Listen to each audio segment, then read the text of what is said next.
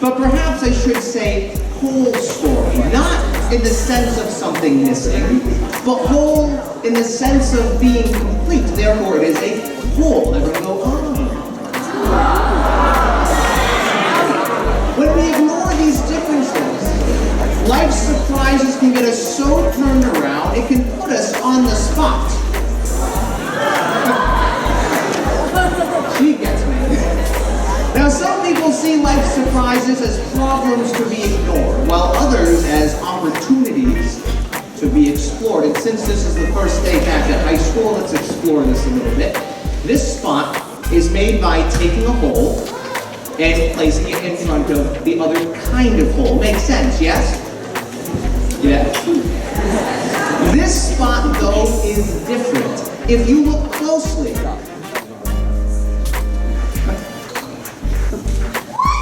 there is a hole there. He's freaking out over there. When we embrace surprise, not as a whole, but as part of a whole, opportunities pop up everywhere. Even in the most unlikely of places, helping us to grow to whole new heights. And when it comes to magic, well, that, my friends, is the whole story.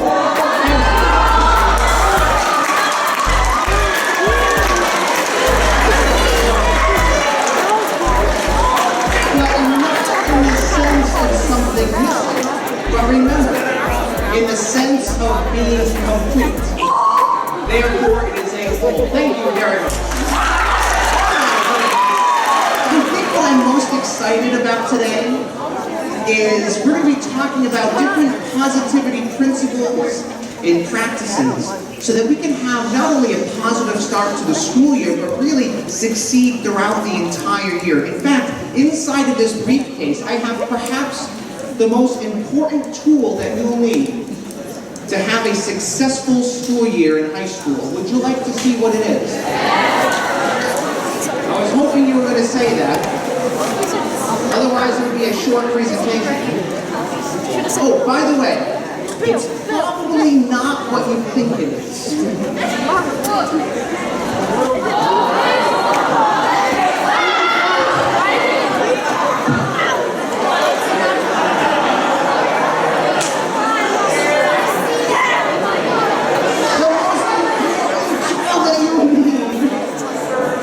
To succeed in high school is, of course, a ladder. Because to get to high school, what do you need? A ladder to get up. This is, of course, an absurd joke. However, think about this. It does point to the truth. It said that if we want something we have never had, we must be willing to do what we have never done. And in order to succeed at a higher level, we have to be willing to step up. In other words, the same things that got you into this room are not going to keep you here. I remember when I performed my very first magic show, I was just 12 years old. I used this little box here. It was a situation very similar to this. I was out of school. There was about, 400 or 500 students or so gathered around. And I made this little box for this magic trick. I was just 12 years old and I made it myself. Perhaps you can tell. Would you like to see this trick? All right, first magic trick I ever did at my first magic show. Inside the box I had 1, 2, 3, 4, 5 cards. And I placed one of them away inside the box. And yet I still had 1, 2, 3, 4, 5 cards. Everyone was stunned silent. Just like this. Whoa. But then, all at once, everyone threw their hands up in the air and they said, "That's amazing!" That's amazing! Oh, thank you. Like, for those of you in the back, don't worry. You didn't know what to expect. So we're going to do this again, but I'll tell you a slightly different story. Because that was my first magic show as a professional. It was my first professionally paid magic show, but that wasn't the first magic show I ever performed, ever. My first magic show ever I was just 6 years old. 6-year-old me did my very first magic show right out of this box. I didn't even know how to spell yet. I spelled magic with a J. I didn't know. I was only 6. And this magic show wasn't at a school. This magic show was in my parents' living room for my family. And I had 1, 2, 3, 4, 5 cards. And I placed 1, 2 cards away. And yet I still had 1, 2, 3, 4, 5 cards. Everyone was so amazed they threw their hands up and said, notice it's spreading. It's starting to spread. We saw the hands, we heard the words from most of you. However, we're still missing a little something. We're missing the passion, the excitement. I'm going to tell you what, I'm going to tell you a slightly different story. We're going to do this one final time. But I'll tell you a slightly different story, because that was my first magic show for a real audience, but my first magic show ever wasn't for people. It was for stuffed animals in my bedroom.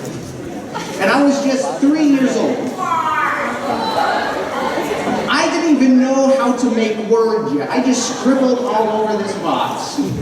I had about 5 or so little stuffed animals all lined up in a row. And I had 1, 2, 3, 4, 5 cards.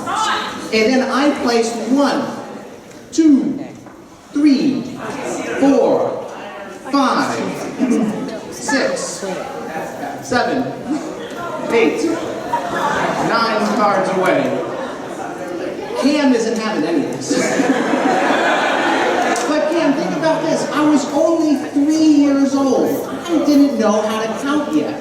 So of the 5 cards, I put 9 of them away. Because that made sense in my 3-year-old mind. And yet I still had 1, 2, 3, 4, 5 cards. And when all the cards disappeared, everyone was so amazed. They threw their hands up and said,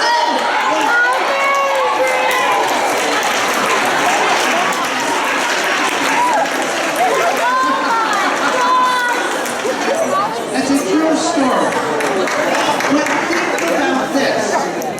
Every step of the way, with all of the magic shows that I performed over the years, I didn't stay content just performing for my stuffed animals in the living room.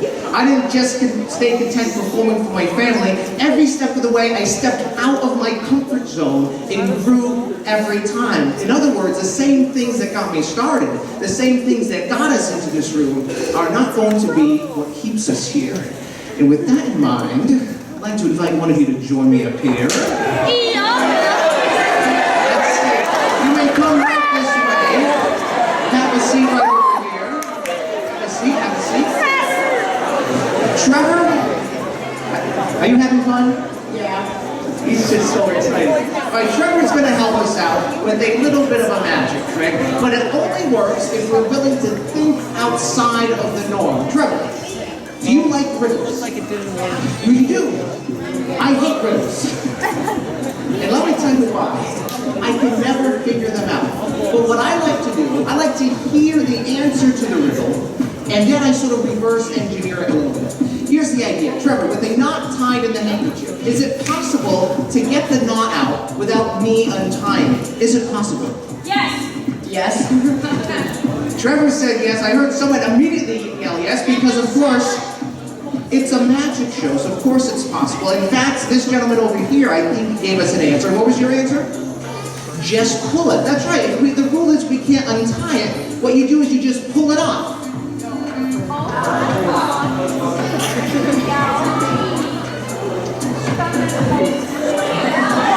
So that's exactly right. I love your face right now, Trevor. Trevor, every time I do this trick, you know what people say to me? That's to ventriloquist. That's right, Cam. People always ask me. They say Jonas, because that's my name. They say, Jonas, do it again. But the problem is, Trevor, I'm not supposed to do the same trick twice. Do you know why that is? It's like magic, like because they don't want you to figure it out or something. Okay, we got there. That's exactly right, Trevor.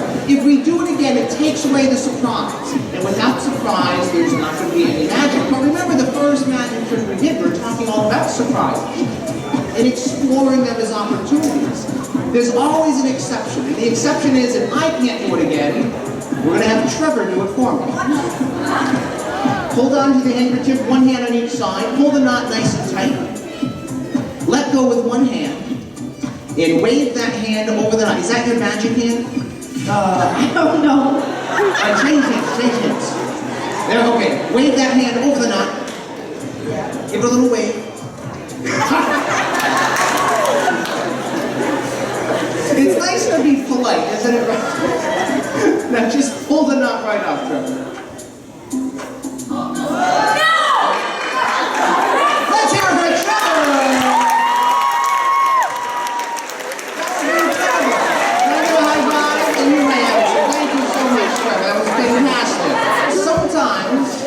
Doing things that are perhaps difficult or perhaps aren't likely. Sometimes we just have to think about the problem in a different kind of way. One of the sources of negativity in our lives, whether it's at school, whether it's at home, whether it's with our family or our friends or even with ourselves, a lot of this frustration comes when we don't consider other perspectives. For example, I just showed you a little bit of a riddle. Think of it as a visual riddle, but I like to think of these as sort of like jokes as well. Jokes and riddles have a lot in common. How many of you like jokes? Several of you like jokes. The rest of you don't like jokes. That's okay. I think one of the problems with jokes is we like them, but we don't remember how to tell them, right? Which is why I have this book here. It's called Absurd Jokes. Have you ever read this? How many people have? I wrote it. It's called Absurd Jokes. Think of it as a reference book. I've compiled all of the most absurd jokes, the ones that I laugh out loud at. I'm going to read you a few jokes, and then I'm going to do a little magic trick using this book. Now, what's interesting about these jokes is they all have the same punchline. 3 separate jokes, same punchline.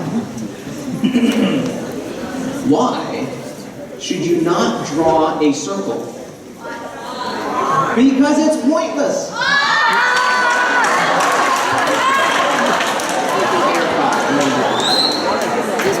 Different joke, same punchline. Why should you not write with a broken pencil? Oh, you wrote this one before. That's exactly right. All right, last one.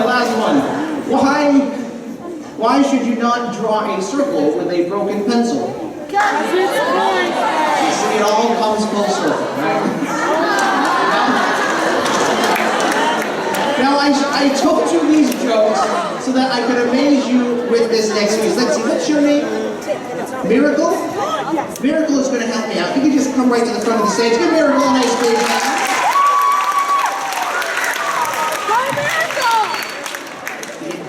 Did you have a good day so far? I did.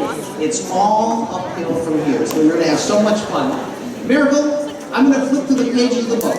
Wherever you say stop, that's going to become your page, and you're going to look at the very first word on that page, but you're not going to let me see the word, and you're not going to let anyone else see the word. You're going to tell us at the end of this, but you're not going to tell us right away. Make sense? All right, just say stop at any point. Are you happy with this page? You know what I like about your Miracle? You're happy. Bookmark goes into the book. All you have to do is look at the very first word. Do not tell me what the word is, but take a look at it. Do you see the first word? If I ask you later, will you be able to tell us? You may hold on to the book. Miracle. Inside my pocket, I have a piece of paper. Everyone go. And on that piece of paper, I have a word written down. Miracle. Is it possible that that piece of paper has your word on it? Maybe. Maybe. I like your stance. Trust but verify. Right? It's possible, but perhaps not likely. Miracle, as soon as you say your word, I'm going to take out the piece of paper, I'm going to open it up, and I'm going to show everyone what your word is. All right? What is your word? Eat. Eat. On this piece of paper that's inside this pocket dictionary, there is a word written down. Please tell us, Miracle, what is that word? Eat.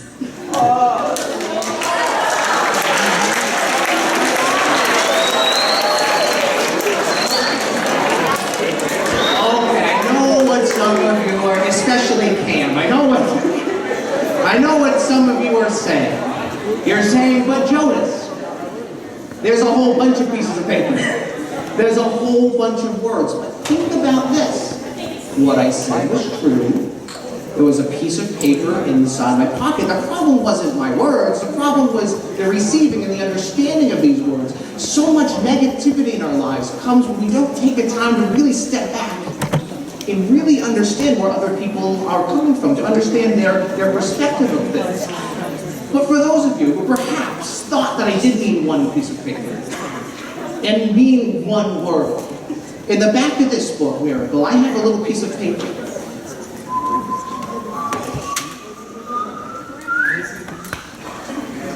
It's a special piece of paper. It's actually stuck inside the book.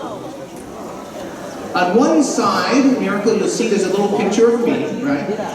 But on the other side, we have a word written down. One last time. What was your word? Eat. Let's hear it for Miracle. Swear to God.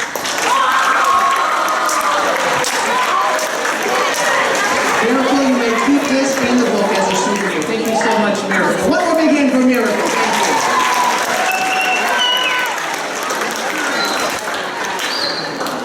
So much negativity creeps into our lives, not because of the reality of the situation, but because of how we choose to narrate our personal narrative of the story. So much negativity will creep into our lives, not just at school, but also at home, with our family, with our friends, and even with ourselves. The words that we use to tell ourselves also has power. In fact, let's take this a little step further. I told you a joke. I showed you a riddle, but I have another type of riddle. This is going to give all of you a chance to participate in this, because it requires an imagination. Who has a good imagination? See several hands going right up. Lots of people not raising their hands. If your hand isn't raised, I encourage you to test your imagination. I have in my hand 3 little white invisible plastic cups that I am placing face down on the stool. Can you see the little white invisible plastic cups? I'm hearing lots of yeses, which means you have a good imagination. I did hear some no's, which makes sense, because they're invisible. Oh, I almost forgot. I also have, this is important, a little red invisible ball. I'll let you take a look at the ball. Take a look at the ball. What's your name? Taylor? Taylor, is the little red invisible ball a real invisible ball that you might find in your invisible home? Yeah, probably. Anyway, toss it back up here. Thank you very much, Taylor. The ball, now remember, this requires an imagination. And it also very much matters the words that I say, because the words that we use are meant to give us clues, but they're also meant to confuse. The ball wants to go underneath one of the cups, but it's not going to start there. It starts off inside my pocket. I'm going to sneak the ball out of my pocket and sneak it back underneath one of the cups, but you're not going to see me do it, because it's invisible. Your job is to try and guess which cup has the ball, but you can only choose one. Do you think the ball is underneath cup number 1, cup number 2, or cup number 3? If you have an answer, don't say it out loud. Just keep it silently to yourself, but raise your hand if you have an answer. I saw several hands go up almost all at once. Several of you think you have an answer. Let's see. I saw your 2 hands went almost up at almost the same time. What's your name? Oliver. Oliver, what cup do you think the ball is under? 1, 2, or 3? Cup number 2. And why do you think it's underneath cup number 2?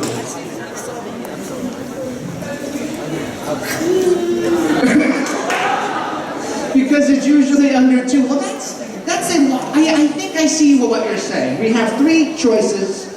We're not going with the extremes. Like that Robert Frost poem, where some say the world will end in fire, others say in ice. So we're taking the middle way, right? I'm going to give you a hint, Oliver. It's not underneath cup number 2, but good guess. Give Oliver a big hand. Good guess.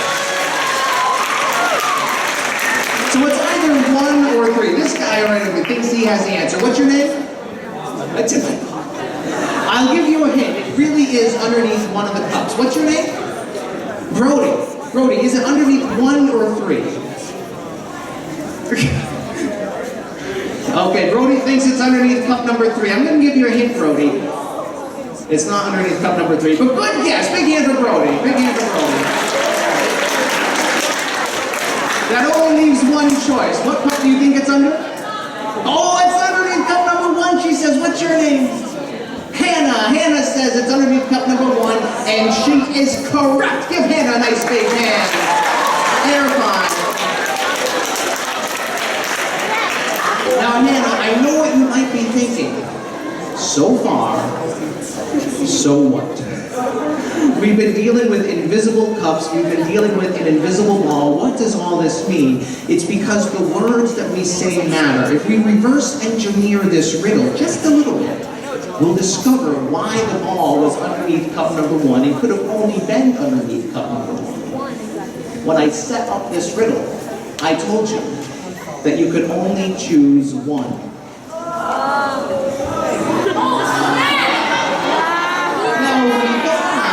I meant we can only choose one of the cups, but taking a step back to understand what do we mean with the words that we say, we realize this answer. Now, Hannah, because you got the right answer, we're going to do this one final time, but this time we have the real little white cup, and we have the real little red ball. And Hannah, I'm going to come down to you.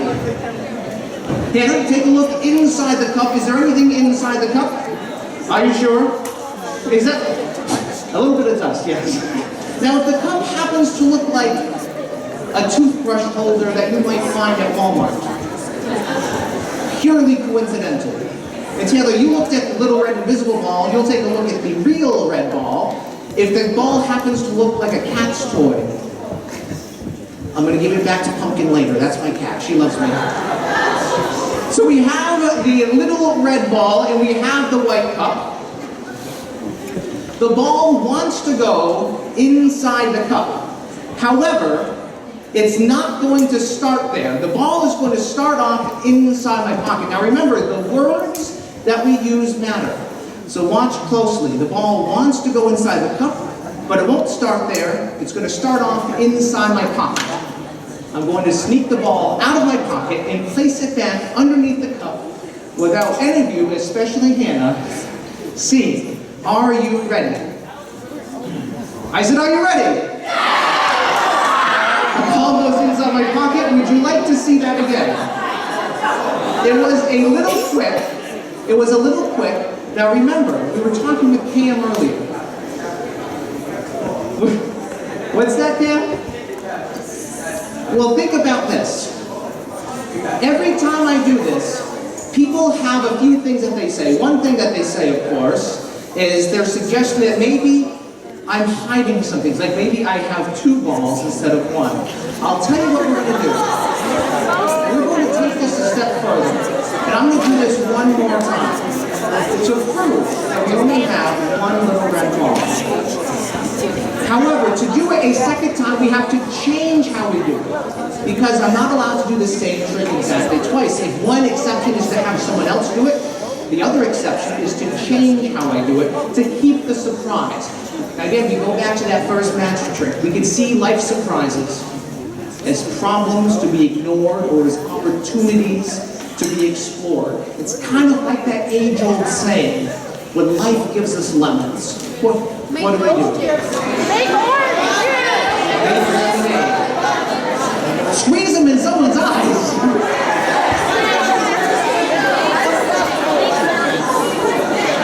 Exactly the most positive thing. Now, I give you the right answer. We make lemonade. We take a sour situation and we co-create with reality a positive sweet outcome. We're going to do this again, but this time, slightly different. The ball wants to go under the cup, but it's not going to start there. It starts inside my pocket. Did you see it that time?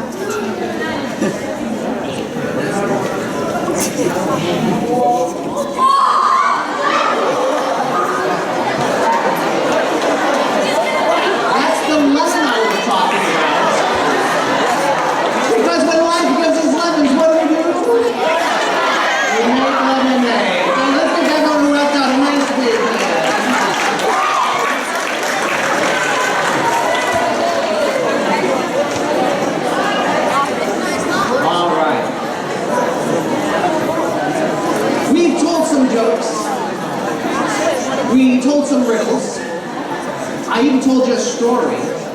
we did a little bit of magic. Now we come to that very important part of the presentation where we get to the puzzle. Everyone go, "Ooh."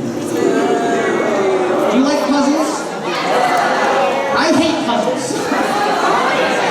And I hate puzzles because I can never figure them out. They are just too far beyond my comprehension. The problem is I am an emotional person dealing with a rational world.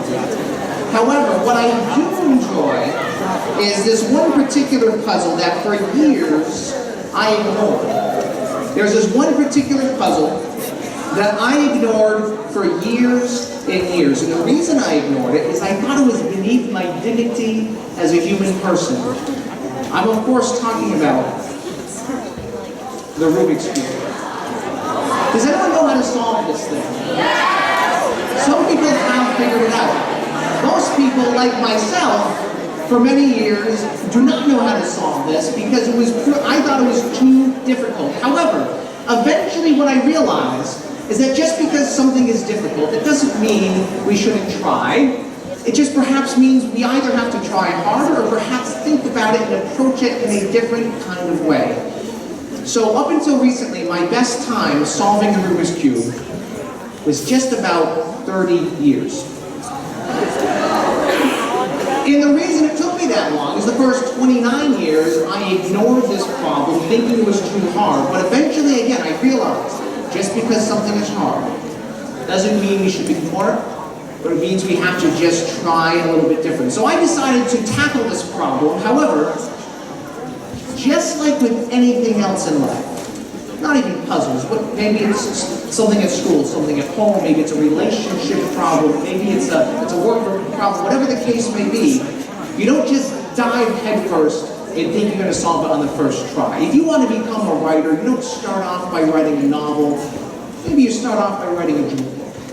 If you want to become a bicyclist, you don't start off by riding 3,000 miles across the country. Maybe you start by going around the block first. I mean, who would try that anyway? I actually did in 2009. I hopped on a bicycle and headed for California. I made it as far as Connecticut. It was a harrowing 3 days. My problem was I was starting too big. What we do is we start small. So that's what I did with the Rubik's Cube. I started small. Isn't this adorable? This is a regulation style cube, but in an adorable size. And let's go into the back over here. And I'm going to give those folks in the back a chance to inspect this cube and just sort of give it a little mix. Don't solve the cube, but I invite you to mix up the cube. What's your name? Aquina? Aquina. Aquina is going to mix up the cube. Just give it a little mix. And Aquina, once you've mixed up the cube a little bit, pass it to someone else and have them also mix up the cube.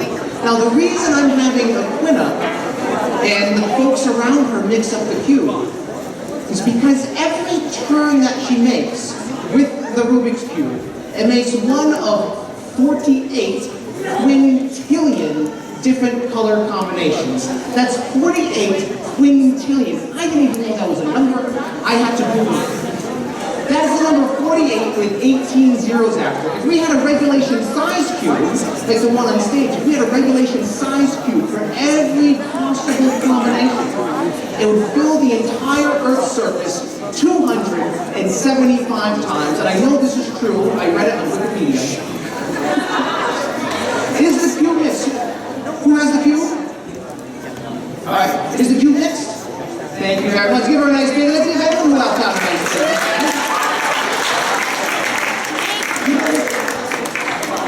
We're going to time and see how long it takes me to solve this cube. Now I notice there's a clock on the wall with a second hand, but I invite you, if you have perhaps an iPhone with an app, with a stopwatch app, you can time and see how long it takes me to solve the cube. I'm going to attempt to solve this in a slightly different way. I have kind of a different kind of way of solving this cube. So let's see, does anyone have a stopwatch out? Yeah. All right, if you have it, as soon as I say go, you can start, you can press start. And go.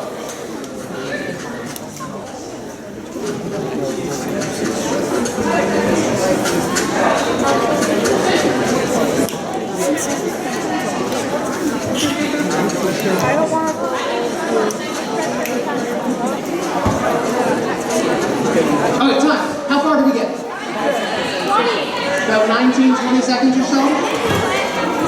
I did this earlier this week in 24 seconds. I beat my most recent record. Ladies and gentlemen, boys and girls, the Rubik's Cube.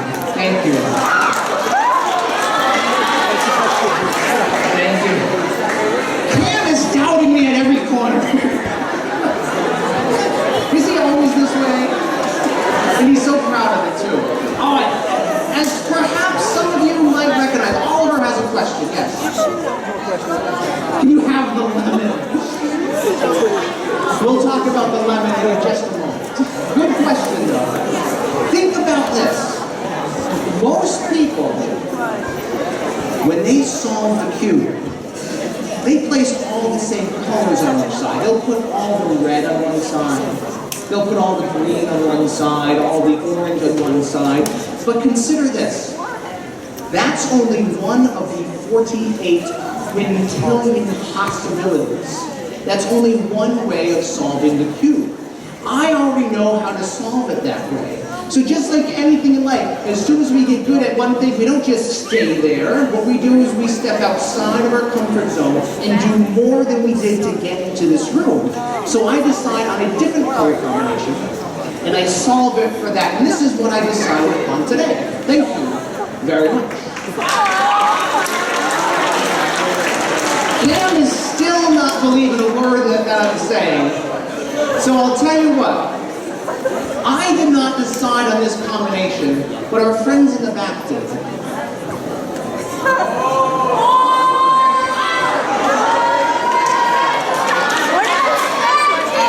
Not only on one side, but on every side of the cube. Matches perfectly, as well as on the top. And of course on the bottom as well. Let's give everyone who helped out in this experience.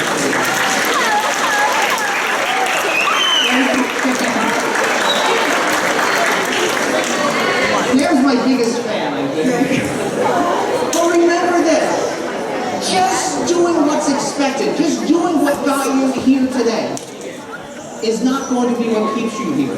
Doing what's expected is good enough. But our personal best is always found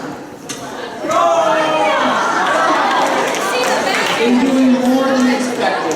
Let's give them another nice big hand for helping us. Thank you.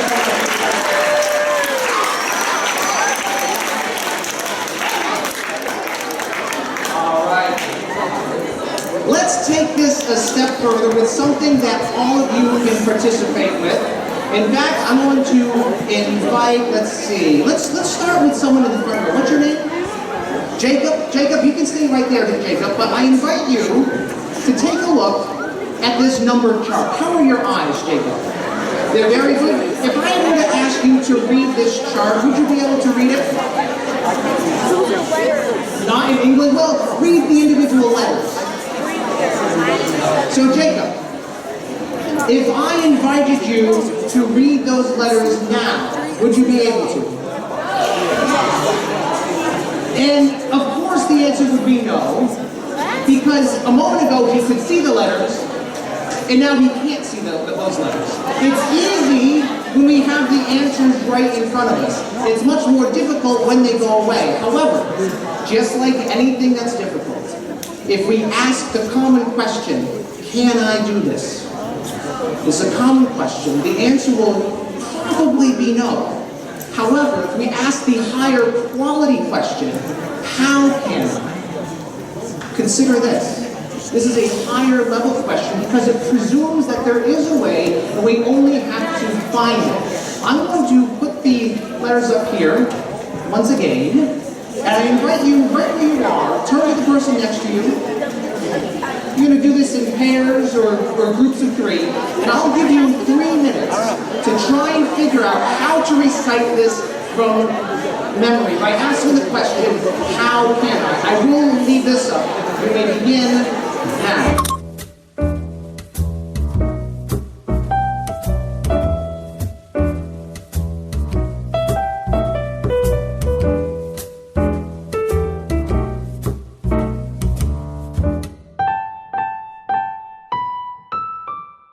It is for the answer to this conundrum. I got to talk with a number of you from that side of the room. I heard some interesting answers.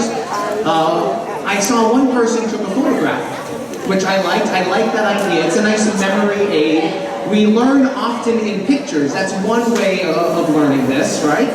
What were some other solutions that we talked about over here? Yeah, so if I said you have to recite this from memory, she's like, this from memory. So that's one way. That's one way to do this. Now Dante has a solution. What's your solution, Dante? Okay, so his solution was to just write it down. And oftentimes taking notes, this is one way of doing this. Did anyone get this? Did anyone figure out how to do this from memory? One person did. What's your solution and what's your name? Hello, Keisha. Everyone say hi, Keisha. What's your solution? It's Twinkle, Twinkle, Little Star. High five.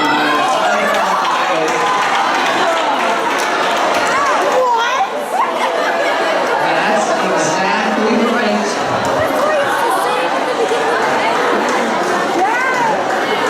We learn in patterns. We specifically learn letters with the ABC song. So learning with a song is a fantastic way of solving this. So when we look at this long enough, and instead of asking the common question, can I, we instead go to the high quality question, how can I? You realize that you already have what you need inside of you to get over this problem. And this is a simple example. But throughout the school year, you're going to find situations, we're going to be approached with situations where it's going to look, one, it's going to look impossible. Two, you might even think, why do I even want to do this? This seems silly. But when you take a step back, we can realize that we can do amazing, amazing things with what we already know. And with that in mind, I am very excited because I have one final special magic trick for all of you. Everyone go. And this is going to tie everything that we've talked about all together. And to do this, I need someone who likes to play cards. Who likes to play cards? So lots of hands going up. Well, I did promise Dante I would have him help. You can stay there, Dante. You can stay there. But Dante, if you could just say stop as I shuffle through the cards. What's going to happen, when you say stop, I'm going to show you your card. If you stop me up there, you'll get one of those. If you stop me towards the bottom, you'll get one of those. So just say stop as I shuffle through the cards. Take your time, Dante. Everyone's waiting. Just say stop out loud. Right there? Take a look. Do not let me see or say what it is. Just look at it yourself. I'll show the people around you, just in case you forget. And Dante, choose someone else. They're going to choose another card. Choose anyone who hasn't helped out yet. Who's going to help out next? Who is it?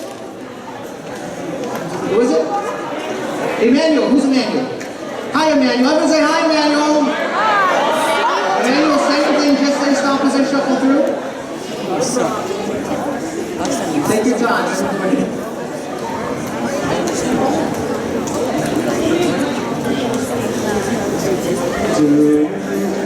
Okay, take a look at your card.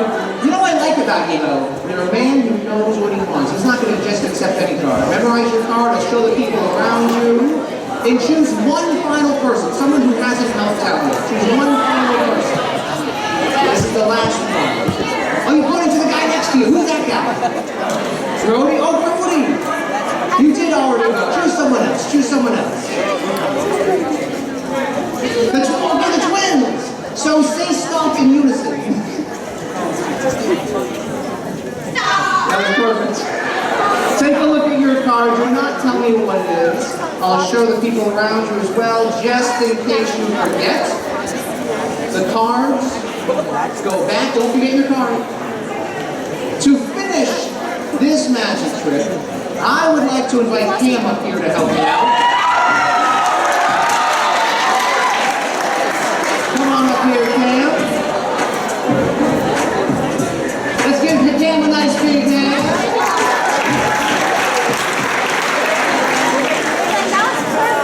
I know I surprised you just now. You have a big job. You take the cards, Pam, you're going to give them a little mix. Now, I chose you specifically, Pam, because I saw you've been paying close attention this whole time.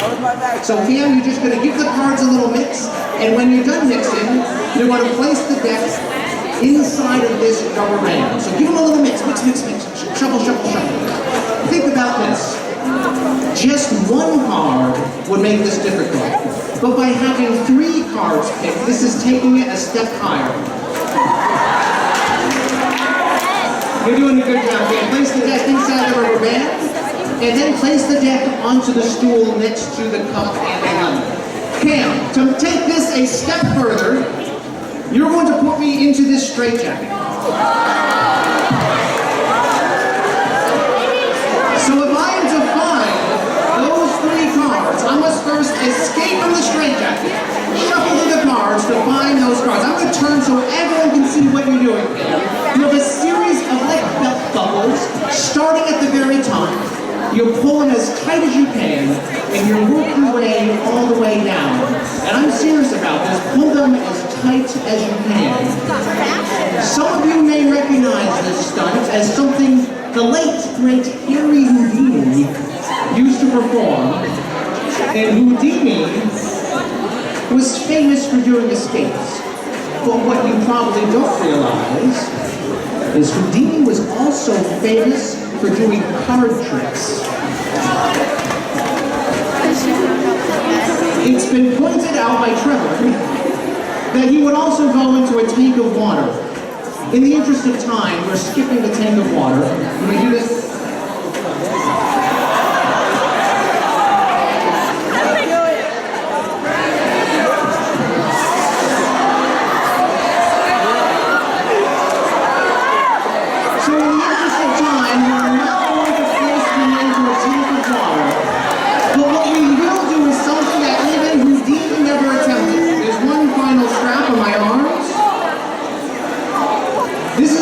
This is a stunt even Houdini never tried. I will find those cards while escaping from the straitjacket. Now, Pam, you have done a fantastic job. I will shake your hand. My hand's a little tight. I'll give you the elbow. Let's give Pam a nice big hand.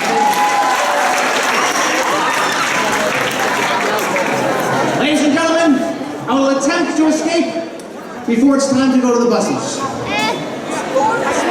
Is everyone ready? I said, are you ready? On the count of 1, 2, 3.